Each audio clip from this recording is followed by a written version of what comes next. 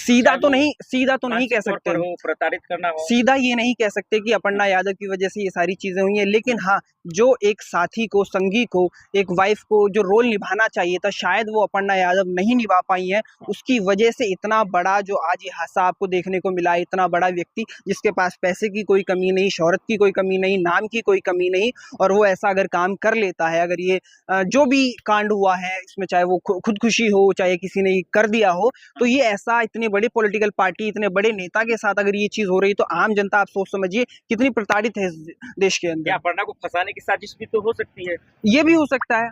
अगर आप कह रहे हैं अपर्णा को फंसाने की साजिश हो सकती है, तो कोई कितनी हद तक इस चीज में गिर जाएगा। तो ऐसा कौन अपर्णा यादव का दुश्मन है जो ये चीज करने को तैयार है कि उनको फंसाने के लिए उनके पति की इस तरीके से हत्या करवा देता है, मानसिक तौर पर परेशान करता है, या फिर ऐसा मैनिपुलेट करता है कि वो ये सारी चीजें कर देते हैं। तो ये बहुत बड़ा जांच का विषय है। और उत्तर प्रदेश का चुनाव आ रहा है, इसकी आज आप देखिए पूरे मीडिया के अंदर सिर्फ यही बात चल रही है। अब इसके क्या क्यास लगाए जा सकते हैं, कौन क्या बोलने वाला है, ये तो खुद सोचने वाली बात है।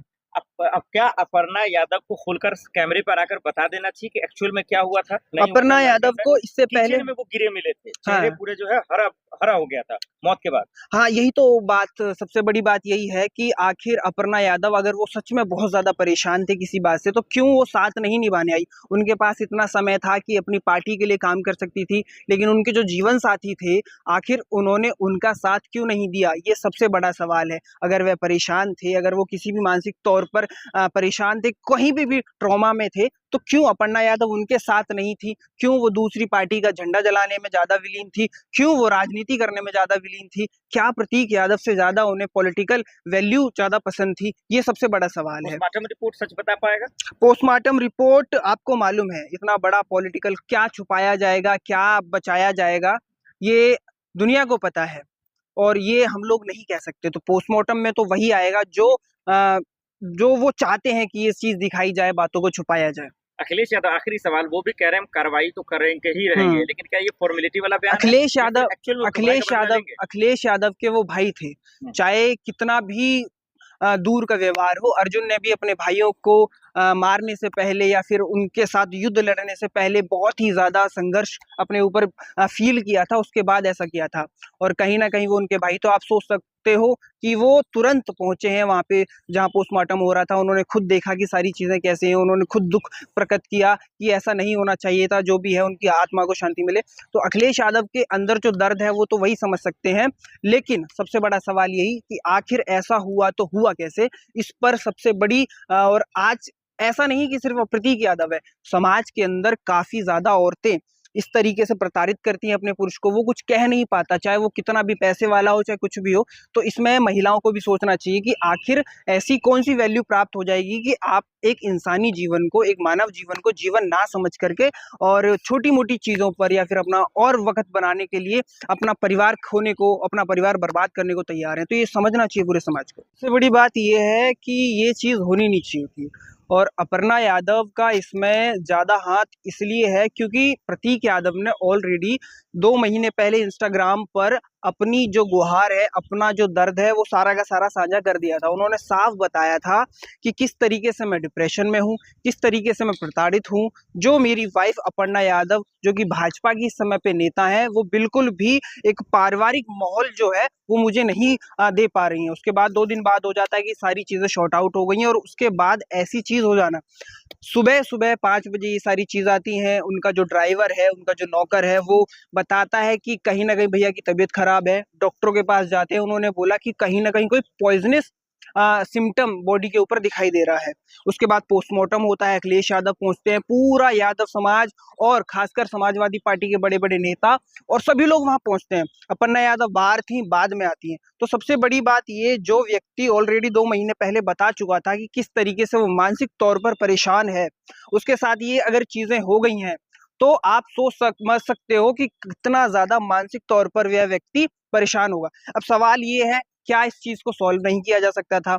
उसके बीच में भाजपा नेता जो अपर्णा यादव है, उनकी जो हरकतें हैं वो आपने देखी कि समाजवादी पार्टी के जो नेता है, अध्यक्ष हैं अखिलेश यादव, उनका वो झंडा जला देते हैं। उनकी फोटो थी उस झंडे पर। चाहे कोई कितना भी विरोधी भाई हो, आप समझ सकते हो महाभारत के अंदर भी भाई भाई थे, लेकिन एक दूसरे का दर्द सबको समझ आता था।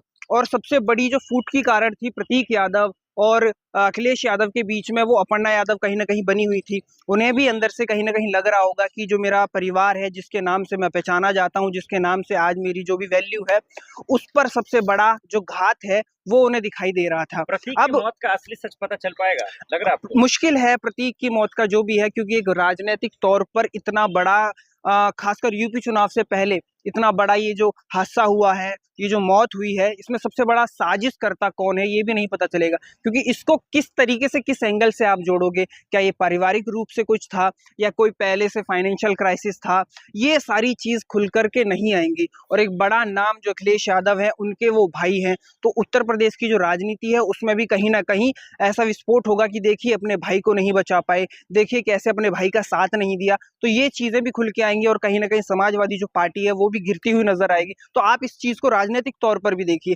लेकिन सबसे बड़ा सवाल कि जो भाजपा की जो नेता है, क्या भाजपा अपनी महिला शक्ति को इस तरीके से बोलती हैं कि अपने परिवार को बाद में देखो, पहले पार्टी को देखो, पहले अपनी राजनीति को देखो। क्योंकि समाजवादी पार्टी में अखिलेश यादव की जो भाभी एक तरीके से जो अपर्णा यादव है, उन्हें क्या नहीं मिला। आप चाहे सांसद बन जाओ, अखिलेश यादव लड़ाने के लिए तैयार थे। आप चाहे विधायक बन जाओ, अखिलेश यादव लड़ाने की एक एमएलसी की सीट जो भाजपा उनको नहीं दे रही थी, जो वैल्यू नहीं दे रही थी, ऐसा क्या उनको टॉर्चर किया जा रहा था प्रतीक यादव एंड फैमिली को। ने सोशल मीडिया के माध्यम से ये कहा था कि मैं बहुत परेशान हूँ, प्रताड़ित हूँ, मैं इस तलाक दूंगा। हाँ बिल्कुल साफ साफ बोला था। लेकिन बाद में जो भी उनकी म्यूचुअल अंडरस्टैंडिंग हो, क्योंकि उधर का जो कल्चर है वहाँ पे तलाक जैसी चीजें बहुत कम देखी जाती हैं। वहाँ जो कल्चर है वहाँ पे कहा जाता है कि अगर एक बार किसी से संयोग संगठन हो गया, विवाह हो गया, तो फिर जीना उसी के साथ, मरना उसी के साथ।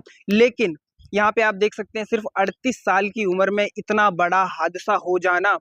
जिस तरीके से एक बार आपने देखा था, एक बॉलीवुड के भी एक एक्टर थे, वो भी रातों रात गायब हो गए, वो भी हादसे में उनको बता दिया गया सुसाइड है, लेकिन आज तक कोई खुलासा नहीं हो पाया। वैसे ये भी एक राज बन के रह जाएगा। यादव के जितने भी दोस्त हैं वो मीडिया से बात नहीं कर रहे हैं और सिर्फ हाथ जोड़ ले रहे हैं, क्या इसको भी एक शक के दायरे में देखा शक के दायरे में? क्योंकि प्रेशर है और इसका अगर अखिलेश यादव ने कहा है निष्पक्ष जांच हमें चाहिए, इसके अंदर जो भी दोषी है, अगर कोई पॉइजन दिया गया है या प्रेशर कहीं से कराया गया है, तो हम उसकी निष्पक्ष जांच चाहते हैं। लेकिन मुझे जो ऐसा लगता है, ये इतना लाइमलाइट और हाईफाई मामला है, तो इसमें शायद ऐसा कुछ ना देखने को मिले, इसे दबाने की ज्यादा कोशिश की जाएगी, क्योंकि इससे दोनों